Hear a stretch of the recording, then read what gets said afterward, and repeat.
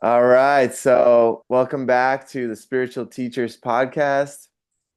Today I have with me one of my dear brothers, an amazing yogi, a Kundalini teacher, instructor, a Satnam Rasayan practitioner, and just an overall amazing guy, one of the biggest hearts I've ever met.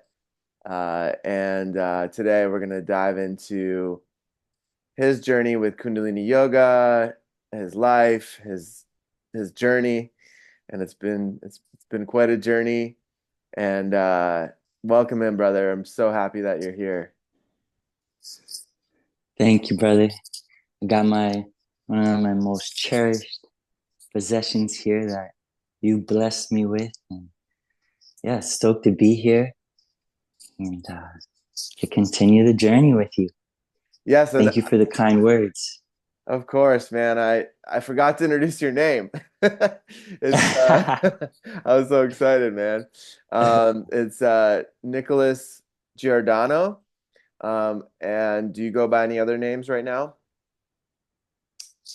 No, not so much. Just keeping Okay. it simple right now. Okay. Nicholas will do.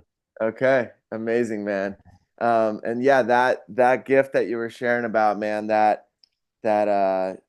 Nicholas is holding a feather that I found out in Pennsylvania when I lived out there. I think I was in I was maybe like 18 or 19. I was walking through the woods, maybe a little older, maybe like 22, something like that. And I was walking through the woods and just like loving life. There's a big trail out there in Pennsylvania in the Poconos around a lake called Lake Tobyhanna. And I'm walking and this feather just is laying right in the middle of the path. And I was like, wow, this is amazing. And so a few years ago, Nicholas and I held a retreat in the Poconos house and a men's retreat, and that feather felt like it was ready to transition over to Nicholas, and he gifted me with this amazing sheepskin he's meditated on for many moons, right? Very true, man. I would say was definitely so far the highlight timeline of my yogic career, if we could say it that way. Yeah, Put man. a lot of work, a lot of love into Francesca, you call her now. Yeah, it was really interesting. Francesca was the name that came through. It was really interesting. And then the next morning, we pulled these oracle cards, and on it said Seska, which is short for Ah, Francesca, which was like that kind of blew my mind. You know how how spirit just gave that name and then pulled that card the next morning. I was there to witness it. It was legit. Yeah, dude, Yeah. that was Yeah. And I amazing.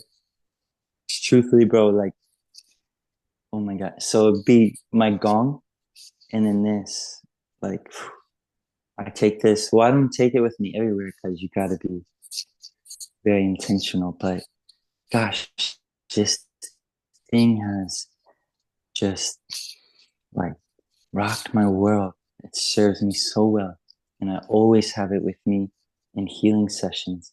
And it just brings such a presence. Yeah.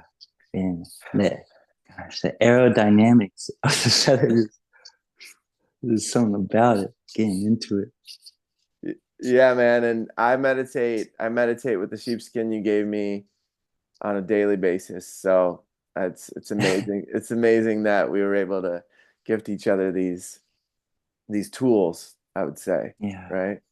And Tools.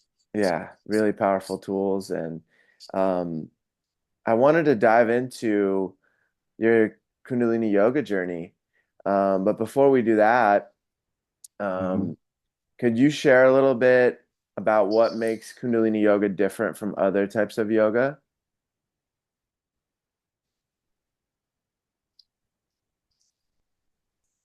Gosh, I could take up the rest of the time. The first thing that came to me when you asked is, well, for starters, there's a reality that in a way it could be totally made up. And also, there's a reality that there is a profound wisdom that has been shared with us through a very controversial figure. And we have a profound opportunity to investigate these teachings that, as I've experienced it, and I've genuinely have opened Pandora's box, so to say. But really, since I was 19, like anything that I could experience for my well-being, from religion and church to yoga to running and on and on and on. And Kundalini Yoga is just fantastic. It's phenomenal in my personal perspective. It has such a profound impact, and there's something in me that to this day I choose to not only practice myself, but also as like my life's work, literally. Like it means everything to me because there's something that tells me that there is something so profoundly brilliant that matches the needs of the people of our times. And in a way as simple as that, like, and it's not about religion or none of that stuff, which really got caught up. Yogi Bhajan was so controversial. There's so much to learn from how he succeeded and also failed miserably. But these days there's so much talk about the I am. But for me, I'm about the we are, we are. And I think we really have to look at ourselves and all of our imperfections that we all share. And there's something about spirituality and the spiritual path that we've created an idealism of what it looks like in our minds. But I've wiped out saying no such thing as a spiritual path. It's spiritual union in the truth of Christ, in the truth of the all-loving one. And for me, these teachings have such a resonance to guide me to there. But it's not about the teachings or the teacher. It's about the experience it delivers. And I think he did his best to offer us that. And I'm really just on fire to really take what is true and pure and and, and resonant to the people, to what serves, and offer it, share it, because I know from my direct experience, gosh, it's the coolest thing there is in my life, the most sacred. It also hasn't been pretty. There's been so much trial and error, and obviously, I think you can see. I could just go on and on. Yeah, I mean, But I can tell you hold it in a super high regard, as I do myself. And from what I'm hearing you share, it's like it's not actually about this particular practice. It's about the experience that it gives us, right? The depth of the um, experience it allows and prepares the body for, right? So like what I know to make Kundalini yoga different than other yogas is that there's a meditation built into every class, right? And that's different than other types of yogas. And it's considered the yoga of awareness, right? So most of the exercises you're doing are very different than these other types of yogas where you're just in poses and holding them and just mostly stretching and building strength. This is meant this type of yoga, Kundalini yoga, is meant to stress the body in a way, right? Would you say that? Like give it a lot of movement and energy, like building up the chi, and then relaxing and meditating, feeling the experience. And then a lot of it is meant to activate the pineal gland, the third eye, in order for us to really see the truth of this reality. yes, brother, and to flow with you, and I'll be mindful of how much I share here. Just to say is simply Kundalini Yoga is is is about connecting to your soul.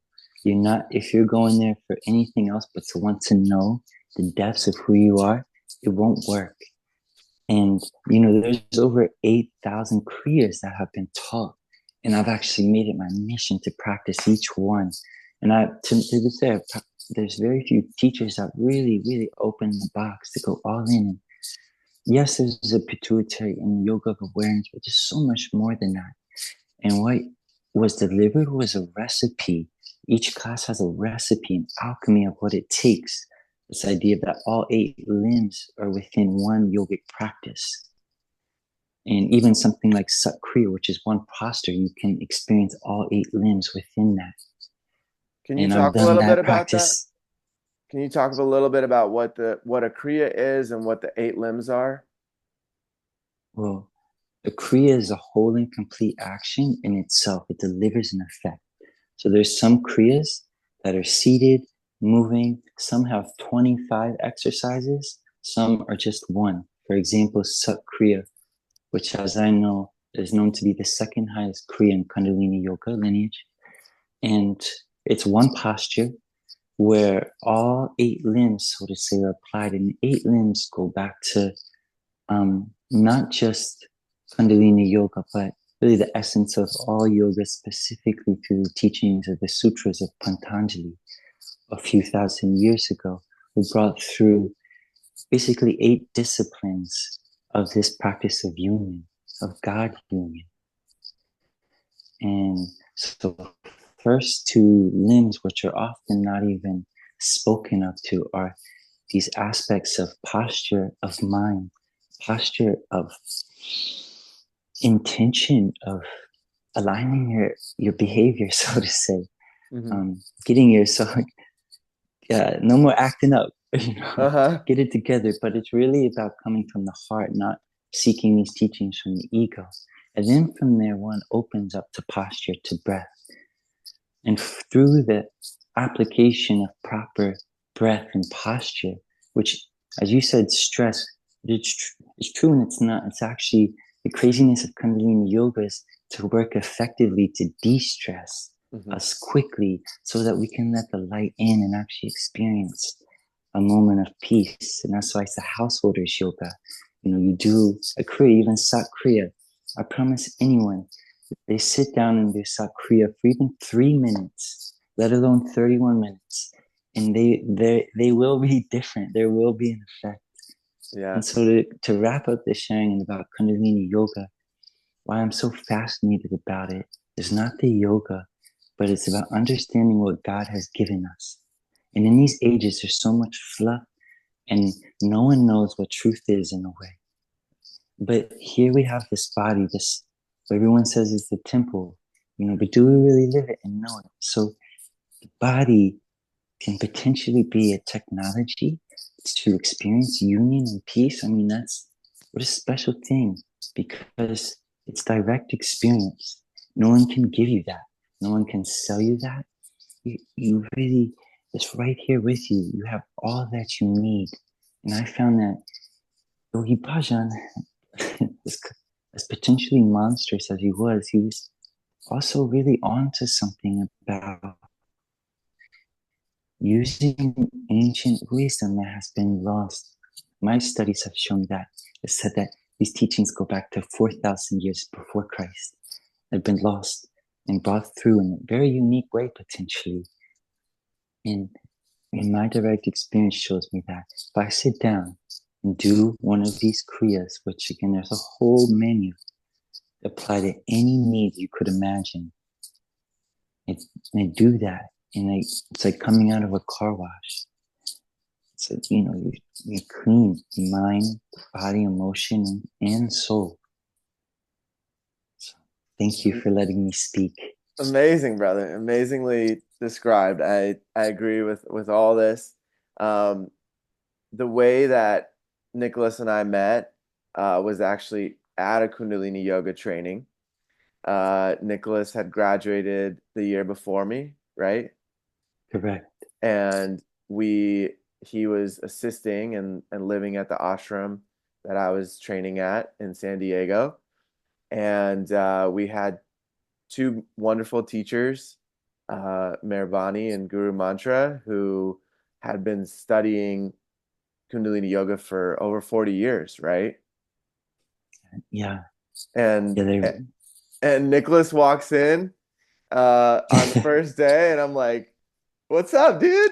Like it just felt like we had known each other for, forever. And we found out that our families on the other side of the country in Pennsylvania lived 15 minutes away from each other. And so that opened us up to in the future doing events in Pennsylvania. But when we met, it was such a profound space for me. It was 9 month training, like a full rebirth of like meeting monthly and just diving into these depths of self through this practice. And it was really cool to have Nicholas there to support and to guide and to share some of his wisdoms and the things that he had learned. And it was also just like some of the most transformational 9 months of my life. It like I cried a lot. I Mhm. went through a lot of different emotions. I had to face all these old beliefs and old patterns that were holding me back. And through these practices where you're just sitting with yourself and doing these deep mantras and prayers and these practices, uh, it just takes the monkey mind and the ego out of the picture and allowed me to feel these depths of myself that I had been avoiding for many years. And yeah, I've never asked you before, but how did you find Kundalini Yoga? For me, it was like a really interesting story, but I'd love to hear how Kundalini Yoga entered your life, like the first time you found it. Yes. Yes. Yeah. Just feeling super excited to just converse in this spirit with you, man. Me too, And bro. yeah, yeah, it's having a great time. Just feeling like, man, it's good stuff. I hope it may resonate with some folks. Because, well, shout out to Guru Mantra, Mehrabani. I still call him. And I just want to acknowledge because there's something that we were so blessed and fortunate, especially being Americans. And I know because I've searched from coast to coast, the space we got to experience and the profundity of those 9 months and more was something that is truly a gift from God, whatever anyone wants to call it, but I am who I am. That's what I know it to be. And it's only because of God that we got to have that experience and that the experience was precious. And what am I trying to say is that God was present in that space and not because of anyone, not because of anyone's knowledge or because of anyone being a teacher, but because there was a level of devotion present to true union that we got to tune into. And that's what Kundalini Yoga can really be about. A teacher really lives it and they know it's not about them. They know to get the heck out of the way. And so that they can use the practice to be with themselves in a really profound, intimate way that it is so hard and rare to tap into because we are so overly stimulated, on and on and on. I could take, our attention is elsewhere. And so I was invited by a friend, her, Chelsea Pine. We were teaching yoga on the beach. I was Hatha yogi. Vinyasa, loved it. You know, it was great years. Handstands and everything, rocking it. She says, "Hey, I'm in this thing and you gotta come because basically I can't wake up and I know you're weird enough. So let's do it." She said, I know And you're I'm weird like, enough. yeah, yeah. She's like, "I know you'll get it. You're weird enough." And I'm like, tell me more. She's like, "Well, I'll be at your house at 3 o'clock." I'm like, 3 a.m., right? wait. She's trying to like, I'm trying to catch me. I'm like, so you talking 2 a.m.? She's like, yep. I'm like, dang, these people aren't playing. And well, we showed up. We walked into, you know, this the coolest epic settings, the Aquarian sadhana. So what I'm speaking into all of this is Guru Mantra and Meherbani. We're practicing sadhana, 2.5 hour practice, which is really the essence of this lineage. Every morning at that time for over 30, yeah, coming up on 30 years, not missing a morning. And so that's what we were tapping into. And so I was invited to that. We showed up a little late. They were an ego eradicator doing breath of fire. The lights were Wow. dim. I'm like, dang, this is far out. Like, oh my God. And so I got into it and I did the thing. You know, there was like no hugging afterwards. It was really like, whew. And so she was just like, Satnam, and we were on our way. Like, Chelsea, what was that? And, you know, so she shares a little bit, and I tried to go back. I want to complete this sharing because it really was like, I went back a couple times and I was like, this is just profound. It's far out. I like it, but I'm not ready for it. Like, who wakes up at this time? I'm working late at night, you know, no way. Well, I almost died in a surfing accident. And there was this profound story where essentially like, I had to hold my mouth like shut for 2 weeks. I couldn't speak or anything. Whoa, I don't And think you've ever all I told me was this. thinking about, yeah, all I was thinking about was like, sadhana, sadhana, you gotta go. This is just what you gotta do. Cause you know, when you have that, we all have our moments in life. I've had many of them where like a lightning bolt. That's why I have this tattoo as peace, love, and lightning bolts. This Uh-huh. energy of God, you know, it's peace and love, and also woo. And so, yeah, almost died, and it's like, you know, really contemplating my life, and I knew I had to go back.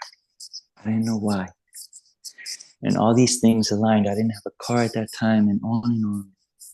I was able to make it, and basically, I never left. That's why you saw me living with him. So it's like I just had to be there. And so for about 4 years, I got to be in that sadness space for them. And to this day, it was the most impactful experience to my personal growth and connection with God. Like I'm still receiving from the gift of that space. And of all the teachers I've sat with, it was all about the presence that Guru Mantra held. It wasn't about anything he said. Like very few people got him. He was a master of presence of Satnam Rasayam. He was a man And of few words. Or and it was is a in man his of few words. presence. Yeah. Yeah, yeah. So it was in his presence that I'm still learning to this day, you know, receiving. So thank you for letting me share that. Yeah, man. I it's so interesting because I didn't know that story before. And Chelsea was the person who brought me to them as well. Wow. Yeah, and it was really interesting. I went to so how I found Kundalini Yoga was actually out in Pennsylvania. I was living in the Poconos in the mountains of Pennsylvania, like hour and a half north of Philadelphia, and I had that's when like online dating first started, right? Tinder had just come out. You know, I think it was 2014 or 15, something like that. And this girl I was chatting with, I was telling her like I've been trying all these yogas. I've tried yoga nidra. I've tried Ashtanga yoga. I've tried um, Vinyasa yoga. I've tried Hatha yoga. I've tried all these different types of yogas, and there's just something missing. I'm not getting what I'm looking for. And she's like, Mm. "Have you tried this one yoga called Kundalini Yoga?" And I was like, "What? No, what's that? I've never heard of it." And she's like, "There's this one tiny little studio out in Scranton, Pennsylvania, like a half hour from where you're at. Check it out. Like it's like this tiny little studio. Just go check it out. I think you'll enjoy it." And I went in there, and that class blew me out of the water. Like I didn't know what was happening. I had like a few days before that had my Kundalini shoot up like randomly while I was driving. I was like praying to God, and then to tell me the truth, to show me the truth of like what's happening. And then all of a sudden I go to this class like 2 days later, and my Kundalini is activated again, but I don't know what that is yet. And all I know is that like I just start seeing these visions during the meditation after the class, where I'm seeing like myself, but I'm not in this body. I'm in a different body. I'm in Egypt. I'm in these other places. I'm like basically now what I realized was past lifetime regressions, past lifetime visions. And I was like, Mm. what just happened? Like what was that? Yeah. I'm like, Wow. and from that moment, I was like, I know I have to teach this. I know I have to find my teachers. And I also had a knowing that they weren't in Pennsylvania, and I had to go Well, out west. I just gotta share this real quick, bro. Did you know that actually Guru Mantra originally is from Scranton, PA? No, I had no idea. I mean, come on, you know? Wow, that's amazing. Okay, another synchronicity, man. That's Yeah. awesome. Yeah, You I could mean, say it's all woo woo, but my experience has shown me that the more present I am to life, wow, the interconnectedness of it all, like it just, it's beautiful. It's yeah, man. beautiful. I mean, it it, it started just like blasting my ego apart from that moment on. Like I was just like, "Oh, what is happening?" Wow. And a few years later, I had to finish physical therapy assistant school at Penn State, but my goal, I was like laser focused. I'm going to San Diego. I know Mm, there's something there calling me, and it's not just one thing. I just feel that pull. I've never visited, but I know I need to go there. mm, And when I got to San Diego, I started looking for Kundalini Yoga, and I found this studio in La Jolla. And the first class I went to was with Chelsea, and I was like, I'm looking for my teachers. Like, can you be of any assistance? And she's like, I got you. And Ah, and I was like, all right, cool. So she's like, go to this studio. It's called Cosmic Flow in San Diego, and check it out. There's Just see if the teachers resonate with you. And mm, I show up a few days later at this class, and when I walk up to the door, it's like, glass you could see in, little studio, and it's in a different location now. But mm. I walk up, and there's this man, beard, white beard, down to his belly button, and he looks like Gandalf, and he's got Gandalf's energy, and I'm like, I got like chills, and I'm getting chills right now. I'm like, that's my teacher. That's my Yeah. teacher right there. And I start talking to him, and I'm like, I think you're my teacher. And and that was Guru Mantra. And then I met his partner, Merbani, and together they taught us for those 9 months. And it's been really cool, man. My journey with Kundalini has brought me to different festivals where I taught Mm, at bigger groups. And then sometimes it was teaching online, sometimes it's been teaching one on one, sometimes it's small groups, sometimes I teach in men's containers. but it's been really profound for me. One thing that I tried and succeeded in was doing 1,000 day sadhana, which sadhana is a morning practice. And in Kundalini Yoga, that is like kind of like a big initiation, would you say, right? Like 1,000 days of doing something, what of doing a kriya in particular was just like just really showed me what dedication can look like, you know? It just it was really interesting because I did it with 104 fever. I did it with a broken hand. I did it when I was traveling. I did it in the jungle of Costa Rica and Mexico, all over, you know? And it was just that was interesting to just have that life experience of 1,000 day Kriya. And the other few people that I've met that have done it, they their energy is felt. Like there was one woman that came into our training that was also a helper, just like yourself. Uh, she walked in and I was like, what is she doing? Like, what is she doing differently than the other people and the other people? And I found out she had done 1,000 day Kriya. And I was like, okay, that's on the bucket list. I got to do that. So there's levels to this to these teachings. There's levels to how far you want to go with it. I know even after the 9 month training, there are level 2 trainings that I know you've done a couple of them, right? All but one. Mhm. How many are there? Six, five? Yeah.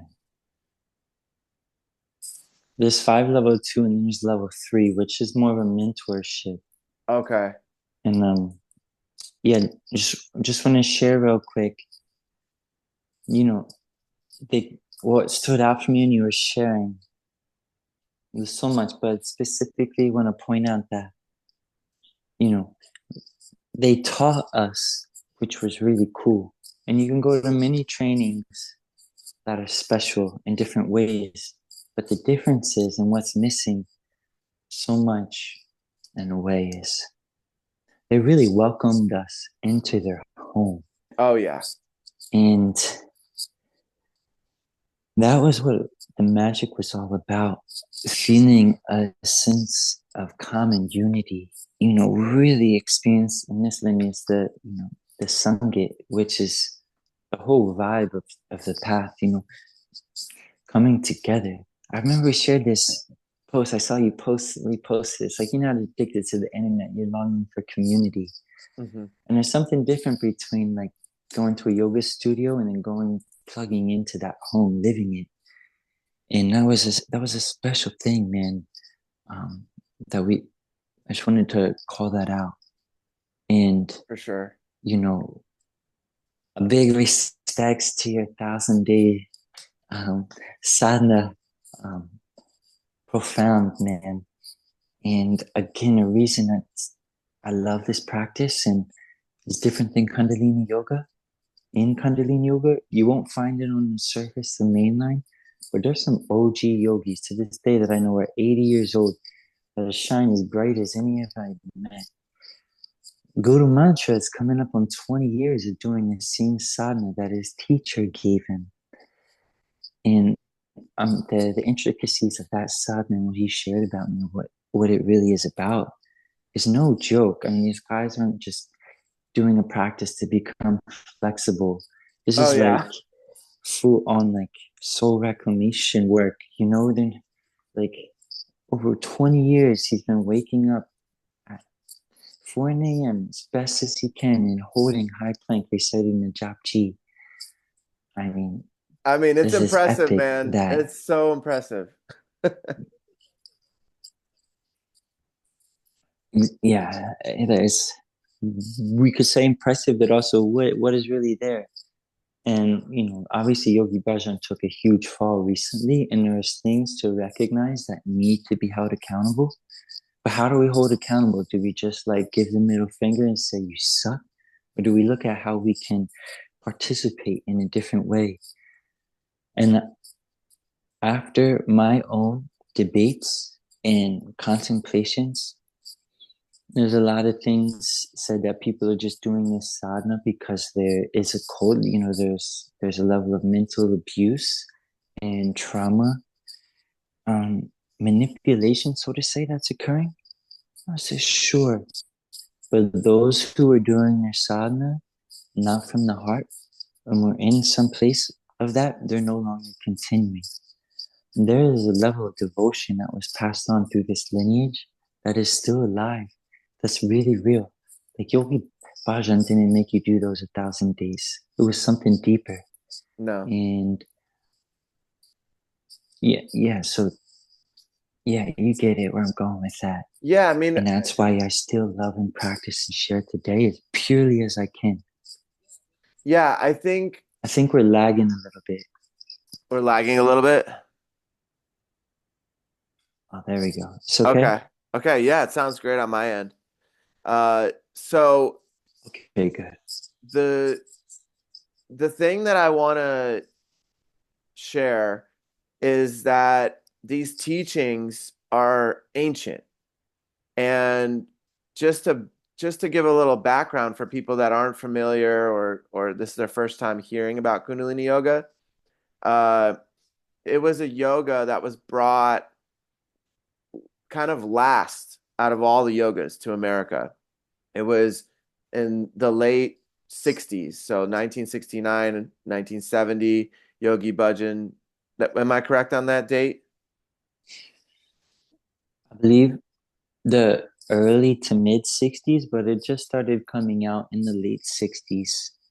Yeah, And, so the first teacher training didn't get it established until 35 years later into his. So it's still just kind of, and if you'd ask me, it's still just being understood. yeah, and it seems like Yogi Bhajan, I mean, I from what I've learned, right, from what we were taught, and from what I've the research I've done on him, uh, he basically first brought this different type of yoga, and then he was like, "No, these people are on drugs. They're like deeply in need of something more." And so he opened up Kundalini Yoga and like first out of anybody else. It was a very protected lineage in India, and he broke all the rules to freely open and teach it to Americans. And what was profound about it is that there is so much that has been thousands of years of practices that many generations of yogis have been practicing to refine and to find the kriyas or the exercises that were going to be the most impactful for people to gain these levels of awareness, to expand their consciousness, to tap into these deeper layers of self. And I believe that in America, this lineage, for me so far, has been exactly that. It's been opening all those things. And I never knew Yogi Bhajan. He died when I was a senior in high school, but his teachings passed on through my teachers. And so I have no direct connection to this man, right? I know that there were books written about him over the last few years of how he had been doing some really bad things, and uh, what was different for me is number one, I didn't know about any of that. Number two, I didn't know him personally, and number three, my teachers, Merbani and Guru Mantra, and then many other teachers that I've learned from since then. Uh, they took the purity of the teachings. They took the essence and they shared it. And that's what I strive to teach is the essence of the teachings, the purity that I first experienced on that day in Scranton, Pennsylvania. You know, like my goal is to give people, if I just give one person a similar experience as to what I've done throughout my whole lifetime, that's my goal with that is complete, you know. And the beauty of it is that it not only can help the self with our daily practice, right? To keep our energetic hygiene, to keep ourselves grounded, centered, aligned. Not only that, but it can it can help in such a profound way for this mass awakening that's happening on the earth.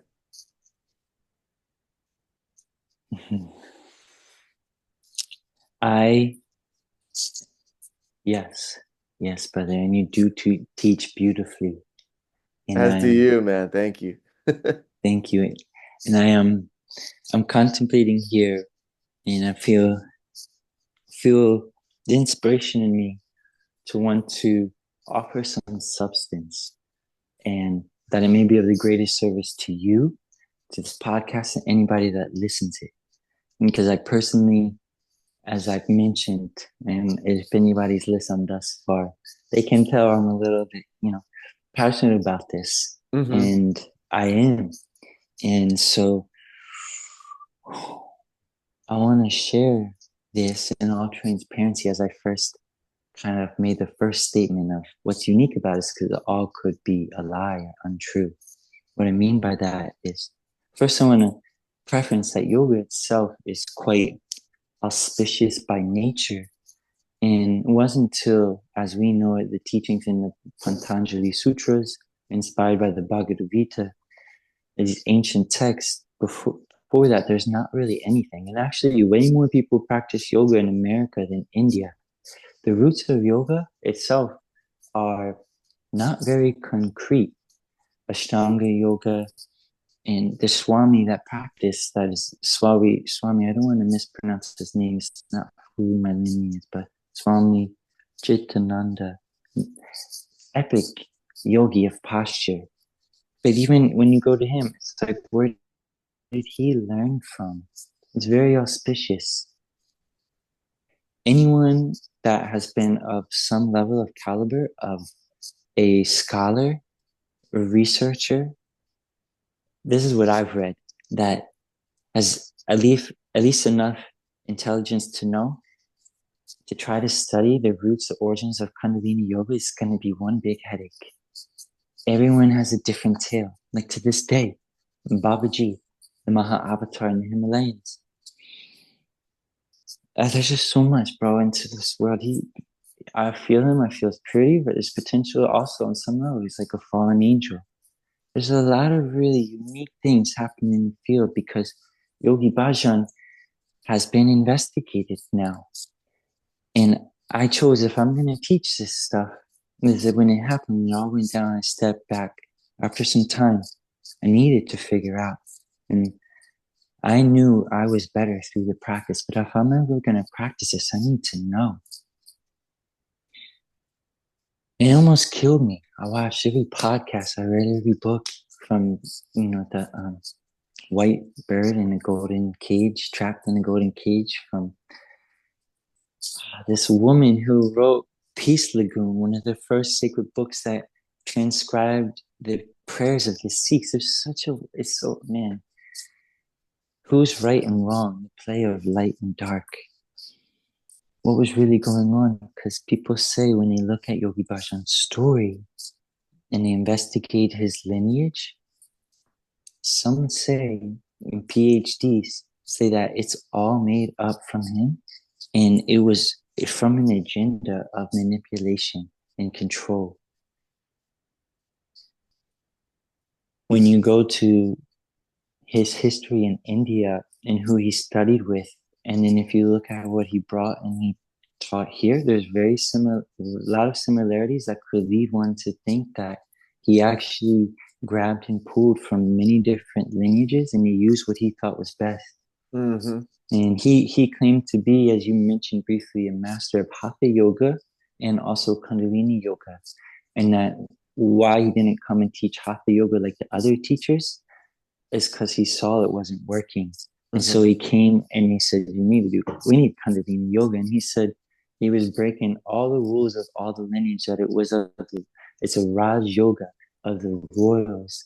And it was only passed down through secrecy, through lineage of mouth to mouth, or mouth to ear, I should say, heart Mm-hmm. to heart, student to teacher, that there's no writings between a student to teacher in a real relation, in a real ancient way of setting and how the transmission was.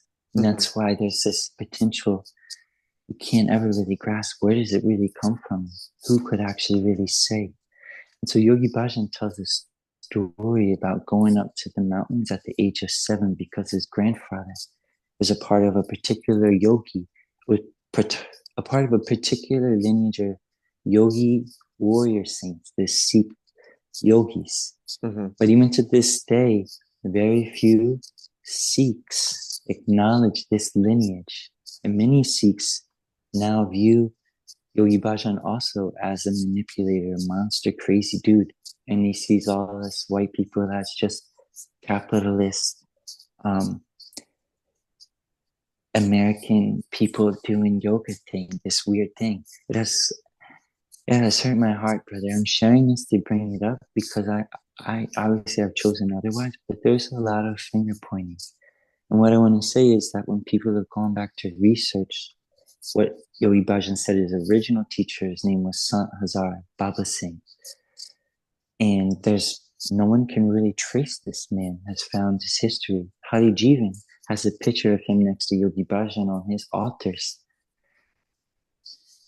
Yogi Amandeep traces this lineage back in the yogi trees of the Sikh warriors. There's a guy, Fateh Singh, who's on the Netflix documentary who gets made like a fool, but he's written a whole book of what's called the Guru Sikh manuscripts of referencing all of these texts, all of the lines in the Siddhi Guru Granth Sahib, which is the sacred book of the Sikhs that actually speaks of them doing yoga, and actually potentially was a part of the colonialization when Britain came, that it got lost.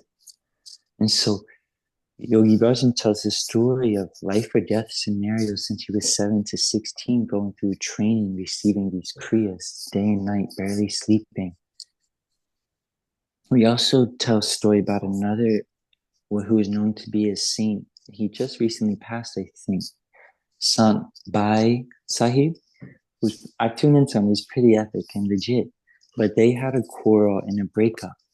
Guru Wai, Guru Ramdas Guru, and the story of how Guru Ramdas appeared to Yogi Bhajan the first time they went to India. People have investigated that. Some say Yogi Bhajan did this whole money laundering thing and actually stole the money, and the mantra's just made up. Yogi Bhajan's story is that it was a gift from Guru Ramdas that appeared in front of him to protect him because Sant Bhai Sahib, again, forgive me if I'm mispronouncing his name, essentially wanted to take the students in a way for himself. And Yogi Bhajan saw things happening in his fields. There's letters on this too to track it. I'm sharing all this because I want to bring it all up in transparency, because what has been taught to us potentially isn't accurate. And I think it's our responsibility as the next generation to really operate in the highest level of integrity. And I've seen already, and there's going to be so many more. There's an HBO documentary now that will walk from this path. There's nothing cool about teaching Kundalini Yoga anymore. At one time, it was the coolest thing ever. It was like so far out and like rare. It's like to find a good teacher, it's like almost impossible. But if you do, you know the experience. And how could it be that you have that experience so profoundly in one class? Is this something so twisted up, or is there something real within this practice? Was Yogi Bhajan perfect? Absolutely not. The dude had his things. But if you actually listen to his lectures, he was like, you guys, please stop.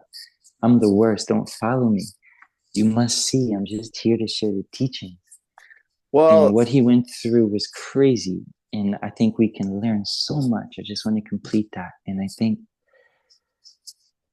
there's an opportunity for us now as Kundalini yoga teachers to not just go by the script and as taught by Yogi Bhajan, because I do see where the polarizing of language and the manipulation occurred, and we can recognize that no longer can happen in our generation.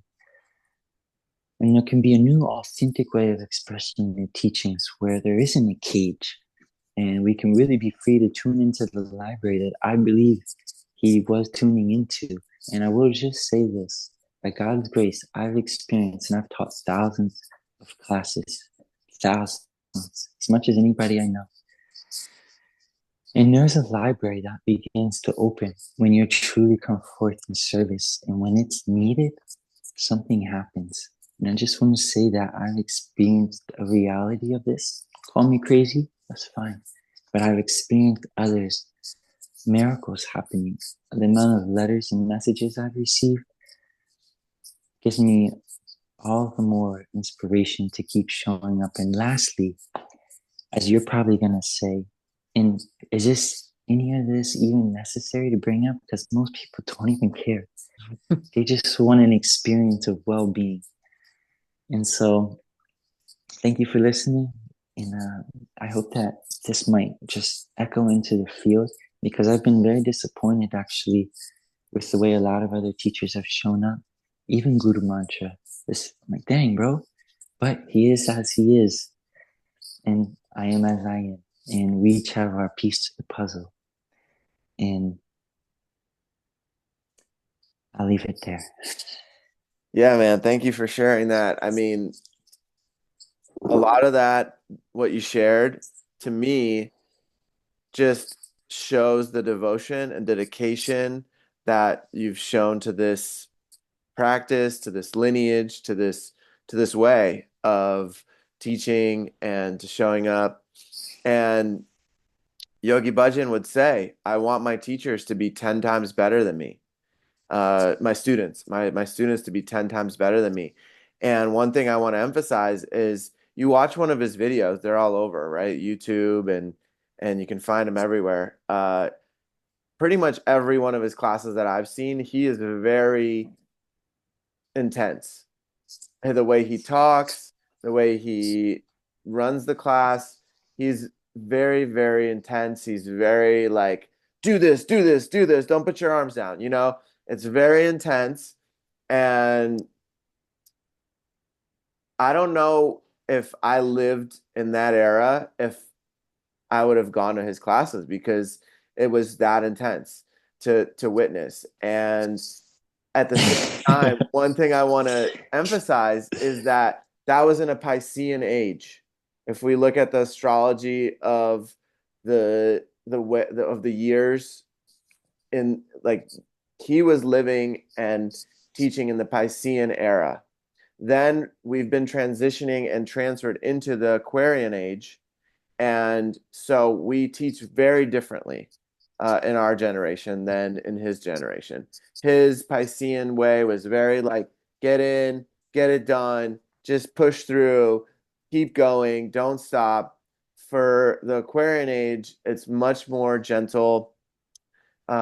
We tune into our students, at least the way I teach, right? And I know you do as well. It's like we tune into our students, we emphasize to them that, at least I do, I emphasize to my students that this is all about experiencing your limitlessness, the ability to keep your arms up for 3 minutes, you know, the ability to breathe through your nose fast, fast, fast, like a breath of fire for 7 to 31 minutes, whatever it is that we're doing that can challenge the body and can challenge the mind, the psyche, right? It's seeing what we can push through and to get to the other side of that and be like, wow, okay, I what is the limit? Is there a limit? You know, like those kind of questions that arise. Like what I tell my students a lot of times is like, there is a man in India that has had his arm up like this, straight up in the air for 20 years. 40. 40 years. Okay, even more. Yeah. And what happened was he just said, I'm going to keep my arm up. Eventually it atrophied and now he can't even bring it down. But Shiva. yeah, like who's to say that we can't, what our limitations are in this body, right? And um, one thing on a side note that I really want to emphasize that's coming through right now is that what this is all about is raising that energy from the spine up through the seven energetic centers, the chakras of the body, and out through the top crown chakra. When that happens, there is an ability for this reality to show itself to you fully. And it's happened where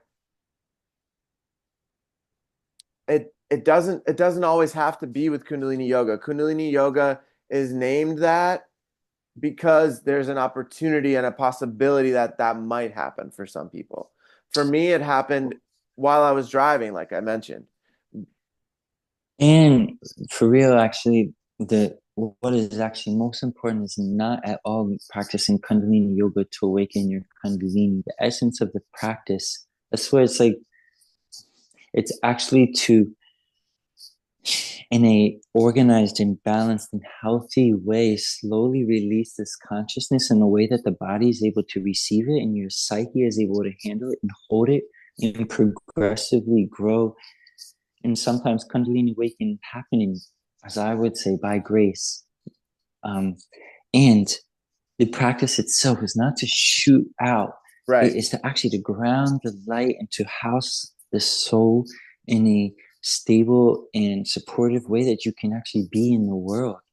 Because a lot of people that are leaving their body, and so, especially what you mentioned is so profound and so important to know what he was working with who we are today. Like you, Peter, are so sensitive and you have galactic experiences with like two breaths.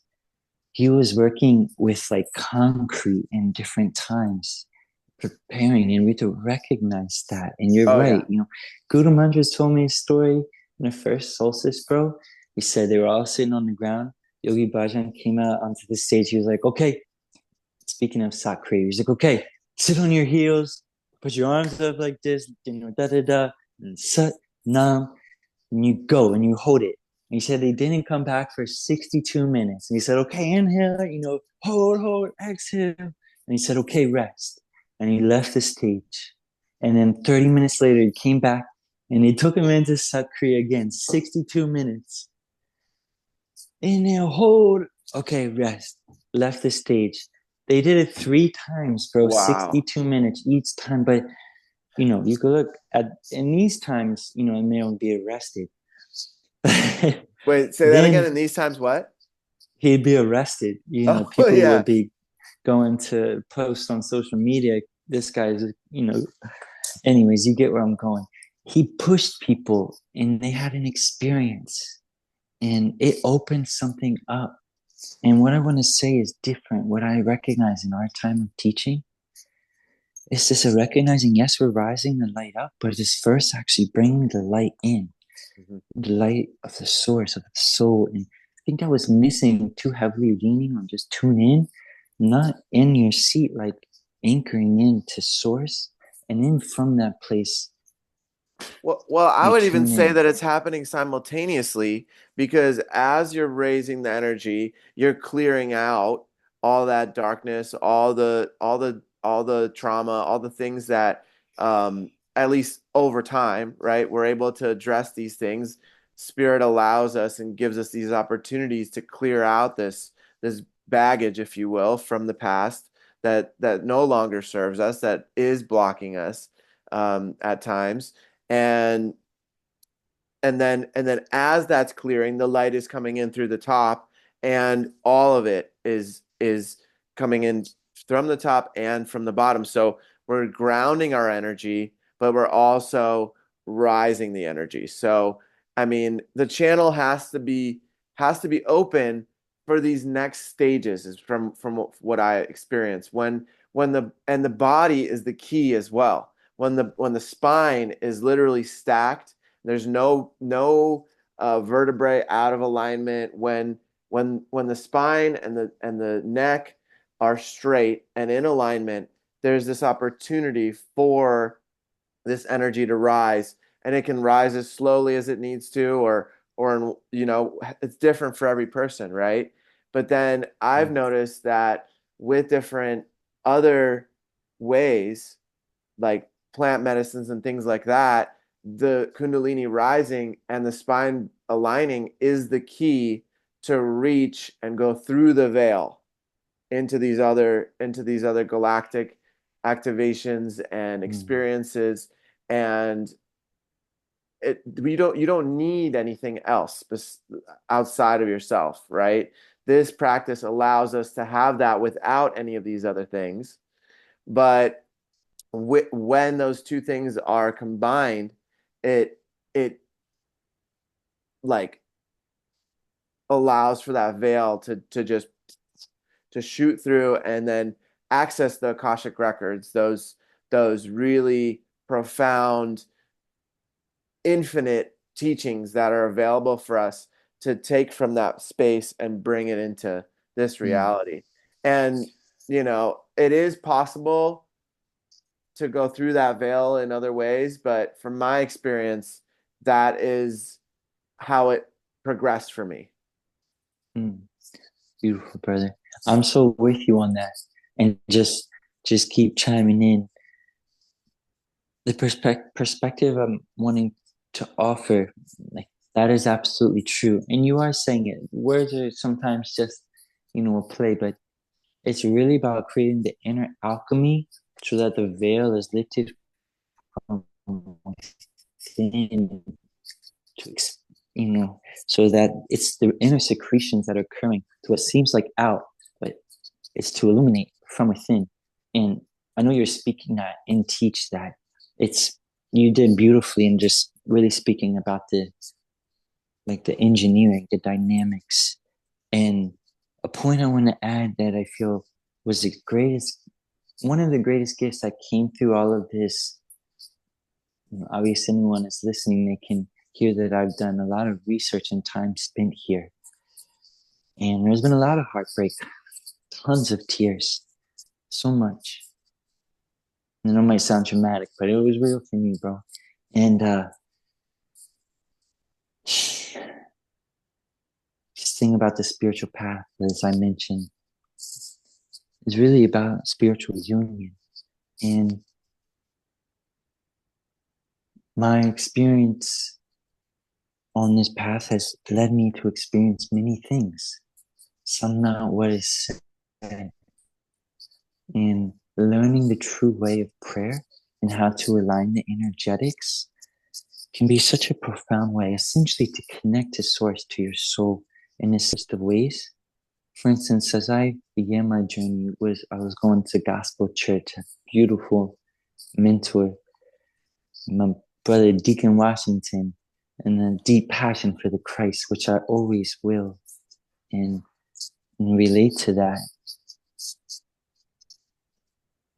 in a profound way, intimate way. I'll leave it there. One time I came up to him and told him I was doing yoga, and he looked at me and was like, "Hey, bro, like you should be careful with that because you can open yourself up to other spirits." And in the path of Christianity and Jesus, it's only in Jesus's name, only, like many other religions. And at that time, I was young, rebellious, and like, peace out. Peace out, dude. Be out breathing and moving. Y'all need to meditate. You got yeah. Y'all need to meditate. I was thinking that was really an indoctrination in a way, not listening, receiving. And there's truth to both. I would say, from my experience now, over 10 years later, there's truth to what he said. And what I wanted to really make clear is in the tuning, that having direct gnosis clarity of that which you are connecting to in this space of awareness of that which you're practicing in the level of prayer and intentionality that you're bringing through in Om Namo Guru Dev Namo covers that through an inner alchemy, which is important. But it's like I could do a yoga practice perfectly, but the perfection of a yoga practice, of a kriya, to perfect the kriya, is not about doing the posture in its perfect expression. It's about the unbroken conscious awareness that you hold throughout the practice. And I think there's a potential that many are allowing their energy, their soul, and actually it's a way to leave them rather than bringing it in, especially in these practices of Kundalini Yoga that can be so intense in ways that can shoot people out. And so I think just having that recognition of clarity of that relation to your soul, and it is about connecting to the Akashics, but it's mostly about understanding the Akashic self, the wisdom of you that your soul holds, the different expressions that potentially this healing journey is all about bringing all that we are into wholeness here and now. So it's like it's both. It's tapping into those records to remember to be present with what is, Yeah, freeing the remembering space. that we're human and we're having a human experience, and we can bring these teachings from thousands of years ago back into this reality and allow that to integrate into this human experience as well. Mm. I think that is truly the work to be done. And that is actually the responsibility of a spiritual teacher. And that's what Yogi Bhajan kind of held down. Let the practice work for itself and touch your limitlessness, as you said, touch your own infinity.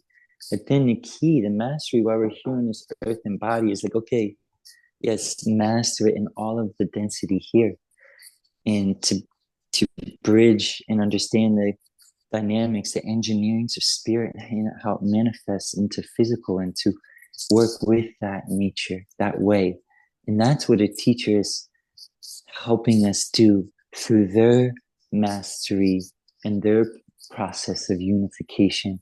They can then give us points along the way, not to teach us what we already are, but to bring us home to that awareness and to live it. Absolutely. Absolutely. Truthful living, truthful living. Hmm. And that's why, bro, Satanam, Satanam, Vaheguru, Satanama, Vaheguru. You don't need much more than that. Well, can you share what those mean for people that are new to the pot to Kundalini? The translation, I would say. Okay. So there's a few different translations. I just want to say what resonates with me. And we think about back to the Sikhs in this lineage for a moment. And this yoga uses posture, but first and foremost, posture of mind. The essence of this practice is understanding potentially that the mind is really everything, that the body itself, manifestation of the mind, on, and that to really know the way of the one is to conquer the mind. It's said in Guru Nanak's teachings, conquer the mind, you conquer the world. And so you think about Satanama as giving the mind the ability to touch your infinity and also to touch your humanness, to touch life and experience it, and equally to touch and embrace and face death. But knowing that there's no beginning, no end, the cycling, the reincarnation, the continuation, understanding beyond time and space. We could also relate the Satanama to all that makes you you, the hemispheres of the brain, representing both hemispheres. The yin and the yang. Yes, or that you could just Satanama could be also an embodiment of all of the elements that make you up. Um, and so that is mastering of the Satanama here. And then Vaheguru. Vaheguru is your North Star. It's your connection to the cosmos, to that higher wisdom, to source. Hmm. And so it's like Satanama Vaheguru. Hmm. Yeah, and I mean that was really, really beautifully explained, man. I the way just the simplest way that I was taught was Sat Nam means truth is my identity, and then Wahe Guru is like praise to the Almighty, praise to the Great Spirit, right? Like Waheguru, like Mm, excitement, that lightning that you're talking about on your wrist, right? Like that excitement for life, that excitement for God and Spirit to come and guide us and be with us and show us the way, you know? mm. Yeah, bro, yeah. I mean, I think there's such gifts, and that's where these times, like, thinking, reflecting on life, reflecting on what is, not idealistically, but we wouldn't be here today without Yogi Bhajan. We wouldn't be sitting here. And is it incompassionate of me or not? Is it selfish? But for me personally, to know the mantra Sat Nam or Vaheguru is worth like all of this, all of the suffering, all of the ugliness, um, and in all of the religions. There's a name to God, from Hare Krishna to Jesus to Allah, and on and on and on. And for me, to this day, which is the newest primary religion on the earth, the Sikhs, Guru Nanak, and I believe he so had a mission. I'm not saying he's the one, right? It's understanding this potential bigger play of the divine, and he simplified Sanskrit, which he saw all of these scholars that spent their life renouncing the world, studying the Vedic texts, and all of these profound intricacies of the universe, and knowing this language. But what good does it do in the end? And potentially the story of him being underwater for 3 days, and it said his consciousness, this what we're speaking of, the Akashics, came back to his soul, and all of the aspects of his soul that he had been working on, united in this lifetime, arose. And all that thought he was dead and past, except his one follower at that time, who was a musician. And he got out, and instead he started walking through the village, chanting Ekonkar, Ekonkar, just like, oh, one creator of all creation, Ekonkar, Satanam, Satanam. Truth is, yes, my identity, but it's Nam, it's the essence, it's the intrinsic nature.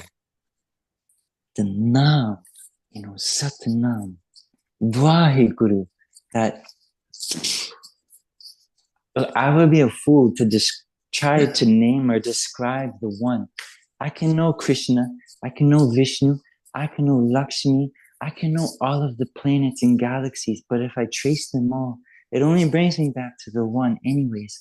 So rather than trying to know and getting caught up in that, why don't I just bring my mind close to the Maker? Said, man, I try to know so much, the mind, to try to know God's face. Might only be worried of being close to God's feet, because to try to understand God going from there is that is the spiritual. No, it's be in the rapture of the ecstasy, the Vaheguru, an ecstasy beyond description with the supreme being, and that its nature is truth, and you can't fake it. There's no slicing or dicing it. It's eternal, deathless, formless, beyond caste, beyond any color, self-illuminated, Absolutely, brother. fearless and deathless. I'm understanding these things. I just want to say one more thing. This fearless and deathless, many speak of God as the dark and the light, working with the good or bad. I think it's a misunderstanding in a way. God is only light. God is only good. Only love. Only love. We work with the darkness, but this is not God. Anyways. Oh man, brother, that was that was amazing to see your passion and the way you described that. Um, I love it, man. This is your passion for this and your passion for life inspires me every day, man. I'm so grateful that we did this today. I think with this, we'll wrap it up. I love you so much, brother. And I'm sure down the line we'll do a part two because that it feels like we just started to skim the surface. So I love you, brother. Thank you for coming on. Sending you lots of love and blessings. Until next time. Big respects, brother. Thank you so much for the time, the space to express myself. I feel very satiated. Love you, man. Thank you again. Until next All time. right.